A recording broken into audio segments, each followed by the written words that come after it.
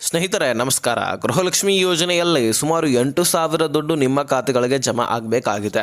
ಹೌದು, ಪ್ರತಿಯೊಬ್ಬ ಮಹಿಳೆಯರಿಗೂ ಕೂಡ ಸುಮಾರು 8,000 ದುಡ್ಡು ಆದರೂ ಸರ್ಕಾರ ಕೊಡಬೇಕಾಗಿದ್ದು, ಅದರಲ್ಲಿ ಈಗ 4 ಕಂತುಗಳನ್ನು ನಿಮ್ಮ ಖಾತೆಗಳಿಗೆ ಜಮೆ ಮಾಡಬೇಕಾಗಿದೆ, ಅಂದರೆ 8,000. ಹಾಗಾದರೆ ಅದಕ್ಕೆ ಯಾವಾಗಿನಿಂದ ಈ ದುಡ್ಡು ನಿಮ್ಮ ಖಾತೆಗಳಿಗೆ ಬರ್ತಾ ಇದೆ? ಸ್ನೇಹಿತರೆ, ಆಲ್ರೆಡಿ 23ನೇ ಕಂತಿನ ಹಣ ಅಂತೂ ನಿಮ್ಮ ಖಾತೆಗಳಿಗೆ ಬರ್ತಾ ಇದ್ದು, ಸುಮಾರು 30 ಲಕ್ಷಕ್ಕಿಂತ ಹೆಚ್ಚಿನ ಫಲಾನುಭವಿಗಳಿಗೆ ಆಲ್ರೆಡಿ ದುಡ್ಡು ಜಮಾ ಆಗುವಂಥದ್ದು. ಸೊ ಹಾಗಾಗಿ ಬಹಳಷ್ಟು ಫಲಾನುಭವಿಗಳು ಕಾಯ್ತಾನೆ ಇದ್ರಿ, ಇಂದು ಜಮಾ ಆಗತ್ತೆ, ನಾಳೆ ಜಮಾ ಆಗತ್ತೆ ಅಂತ. ಸೊ ಹಾಗಾಗಿ ಪೆಂಡಿಂಗ್ ಉಳಿದಂತಹ ಈ ಹಣವನ್ನು ಬಿಡುಗಡೆ ಮಾಡಲಿಕ್ಕೆ ಸಚಿವೆ ಲಕ್ಷ್ಮೀ ಹೆಬ್ಬಾಳ್ಕರ್ ಅವರೊಂದು ಸ್ಪಷ್ಟನೆಯನ್ನು ಕೊಟ್ಟಿದ್ದಾರೆ. ಹೌದು, 2,000 2,000 ಮತ್ತೆ 2,000 ಮತ್ತೆ 2,000 ಈ 4 ಕಂತುಗಳಲ್ಲಿ 8,000 ದುಡ್ಡು ಬರಬೇಕಾಗಿದ್ದು, ಇದರಲ್ಲಿ ಈಗ 2 ಕಂತುಗಳನ್ನಾದರೂ ನಾವು ಕ್ಲಿಯರ್ ಮಾಡ್ತೀವಿ ಅಂತ ಸ್ಪಷ್ಟನೆಯನ್ನು ಕೊಟ್ಟಿದ್ದಾರೆ. ಈ 2 ಕಂತುಗಳನ್ನು ನಾವು ಇಂತಹ ಮಹಿಳೆಯರಿಗೆ ಮಾತ್ರ ಜಮಾ ಮಾಡ್ತೀವಿ ಅಂತ ಹೇಳಿದ್ದಾರೆ. ಆದರೆ ಎಂತಹ ಮಹಿಳೆಯರಿಗೆ ದುಡ್ಡು ಜಮಾ ಮಾಡ್ತಾರೆ ಅದನ್ನು ನೀವು ತಿಳ್ಕೊಳ್ಬೇಕಾಗಿರ್ತಕ್ಕಂಥದ್ದು. ಯಾಕಂದರೆ ಸಾಕಷ್ಟು ಲಕ್ಷಾಂತರ ರೇಷನ್ಸ್ ಕಾರ್ಡ್ಗಳನ್ನು ರದ್ದು ಮಾಡಲಾಗಿದೆ, ಲಕ್ಷಾಂತರ ಗೃಹಲಕ್ಷ್ಮಿಯರನ್ನು ಹೊರಗಿಡಲಾಗಿದೆ. ಇದೆಲ್ಲವೂ ಕೂಡ ನಿಮ್ಮ ಗಮನದಲ್ಲಿರಬೇಕು. ಹಾಗಾಗಿ ಏನಿದು ವಿಷಯ, ಏನೇನು ರೂಲ್ಸ್ಗಳನ್ನು ಮತ್ತೆ ತಂದಿದ್ದಾರೆ. ಹಾಗಾದರೆ ಇನ್ನು ರೇಷನ್ ಕಾರ್ಡ್ನಲ್ಲಿ ಕೂಡ ಭರ್ಜರಿ ಗುಡ್ ನ್ಯೂಸ್ ಬಂದಿರತಕ್ಕಂಥದ್ದು. ಹಾಗಾದರೆ ಈ ಭರ್ಜರಿ ಗುಡ್ ನ್ಯೂಸ್ ಏನು, ಎಲ್ಲ ಮಾಹಿತಿಯನ್ನು ನಿಮ್ಮ ಮುಂದೆ ಇಡುವಂತಹ ಪ್ರಯತ್ನ ಮಾಡ್ತೀನಿ. ಸ್ನೇಹಿತರೆ, ಬಹಳ ಇಂಪಾರ್ಟೆಂಟ್ ಹಾಗೂ ಮುಖ್ಯವಾಗಿರ್ತಕ್ಕಂತಹ ಮಾಹಿತಿ, ಪ್ರತಿಯೊಬ್ಬರು ಕೂಡ ಮಿಸ್ ಮಾಡದೆ ಈ ಒಂದು ವಿಡಿಯೋನ ಆದಷ್ಟು ಕೊನೆವರೆಗೂ ವಾಚ್ ಮಾಡಿ. ಸ್ನೇಹಿತರೆ, ಈ ಗೃಹಲಕ್ಷ್ಮಿ ಯೋಜನೆಯಲ್ಲಿ ಒಟ್ಟಾರೆ 8,000 ದುಡ್ಡು ನಿಮ್ಮ ಖಾತೆಗಳಿಗೆ ಜಮೆ ಆಗಬೇಕಾಗಿದೆ.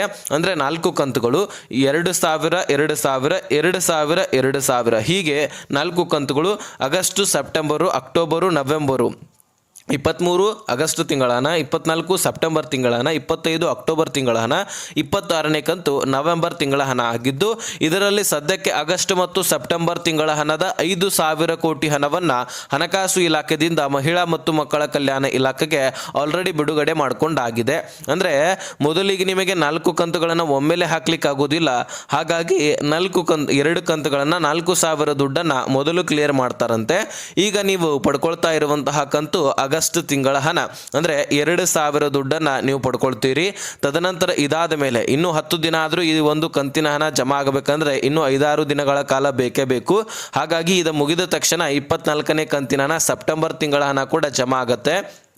ಇದರ ಜೊತೆಗೇ ಒಂದು ಸಚಿವೆ ಲಕ್ಷ್ಮೀ ಹೆಬ್ಬಾಳ್ಕರ್ ಅವರು ಸ್ಪಷ್ಟನೆಯನ್ನು ಕೊಟ್ಟಿರ್ತಕ್ಕಂಥದ್ದು ಏನು ಅಂತ ಹೇಳೋದಾದರೆ, ನಿಮಗೆ ಯಾವ ಕಂತುಗಳನ್ನು ಕೂಡ ನಾವು ಮಿಸ್ ಮಾಡೋದಿಲ್ಲ ಅಂತ ಹೇಳಿದ್ದಾರೆ.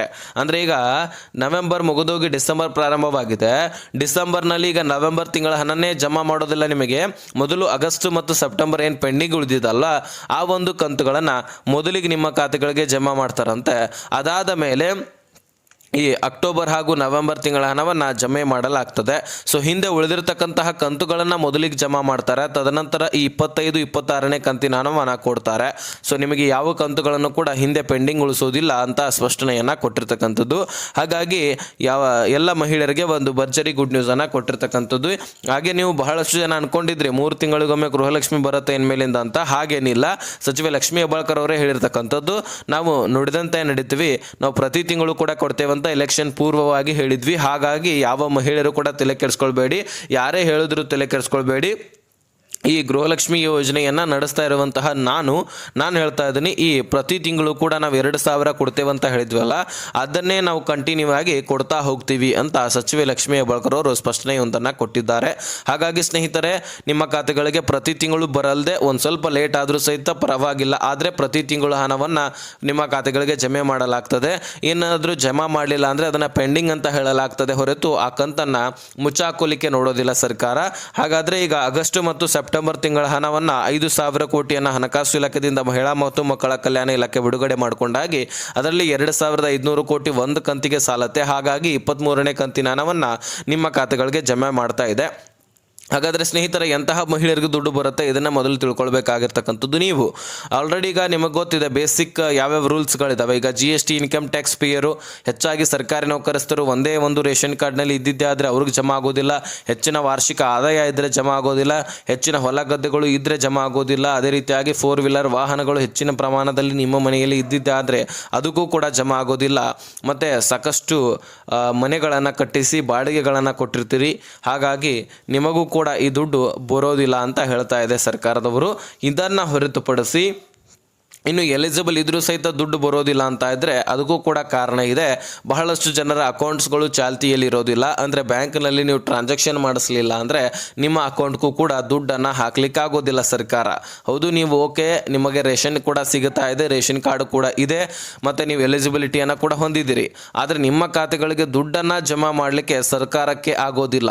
ಯಾಕಪ್ಪ ಅಂದರೆ ನಿಮ್ಮ ಅಕೌಂಟೇ ಚಾಲ್ತಿಯಲ್ಲಿರೋದಿಲ್ಲ. ಹಾಗಾಗಿ ನಿಮ್ಮ ಅಕೌಂಟನ್ನು ನೀವು ರೆಡಿ ಇಟ್ಕೊಳ್ಬೇಕು. ಯಾವತ್ತೂ ಕೂಡ ದುಡ್ಡನ್ನು ಹಾಕಿ ತೆಗೆದು ಡೆಬಿಟ್ ಕ್ರೆಡಿಟ್ ಅಂತ ಮಾಡ್ತಾ ಇರಬೇಕು.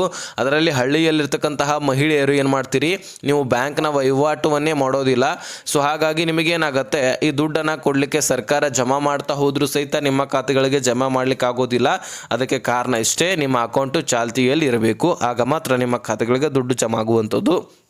ಇನ್ನು ಅನೇಕ ತಿಂಗಳ ಹಿಂದ್ಗಿಡ್ಕೊಂಡು ನೀವು ರೇಷನ್ನೇ ತೆಗೆದುಕೊಳ್ಳಿಲ್ಲ, ಅಥವಾ ವಲಸೆ ಹೋಗಿರ್ತೀರಿ, ಆದ ಕಾರಣಕ್ಕಾಗಿ ರೇಷನ್ನು ತೆಗೆದುಕೊಳ್ಳಿಕ್ಕಾಗೋದಿಲ್ಲ, ಅಥವಾ ಇನ್ನಿತರ ಕಾರಣಗಳಿಗಾಗಿ ನಿಮಗೆ ರೇಷನ್ ತೆಗೆದುಕೊಳ್ಳಿಕ್ಕಾಗಿರೋದಿಲ್ಲ ಅಂತ ಅಂದ್ಕೊಳ್ಳಿ. ಆ ಕಾರಣವನ್ನು ಸರ್ಕಾರ ಕೇಳೋದಿಲ್ಲ. ಒಟ್ಟಾರೆಯಾಗಿ ನೀವು ಎಲಿಜಿಬಲ್ ಇದ್ದೀರಾ ಅಂತ ನಿಮ್ಮ ರೇಷನನ್ನು ನ್ಯಾಯಬೆಲೆ ಅಂಗಡಿಗೆ ಕಳಿಸ್ತಾ ಇದ್ದೀವಿ.